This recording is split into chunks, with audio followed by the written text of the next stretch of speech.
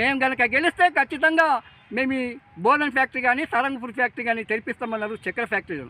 కానీ దానికి సంబంధించినటువంటి అసెంబ్లీలో మీరు వేసినటువంటి సబ్ కమిటీ ఏదైతే ఉందో ఆ సబ్ కమిటీకి పరిశ్రమల శాఖ మంత్రిగా ఉన్నటువంటి దుద్దిల శ్రీధర్ బాబు గారి నాయకత్వంలో ఈ జిల్లాలో కూడా పరిశ్రమలను మీరు పరిశీలించిన తర్వాత కూడా మీరు ప్రభుత్వానికి నివేదిక ఇచ్చారు, తెరవడానికి అవకాశాలు ఉన్నాయని చెప్పేసి మీరు అన్నారు. ఏమైంది ఆ మాటకు?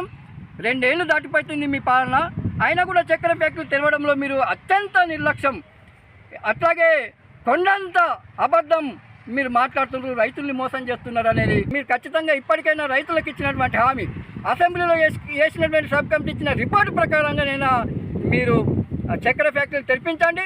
సారంగపూర్ చక్కెర ఫ్యాక్టరీకి సంబంధించిన దాంట్లో అయితే అది మీరు తెరిపించి అది బెల్లం కేంద్రంగా మీరు నడిపించినట్లయితే ఈ దేశంలో బెల్లానికి అత్యంత ప్రాధాన్యత ఈ కాలంలో ఉంది కాబట్టి అది బెల్లం కేంద్రంగా మార్చండి, అది నడిపించండి అని చెప్పేసి రైతులు కొంతకాలంగా డిమాండ్ చేస్తున్నారు.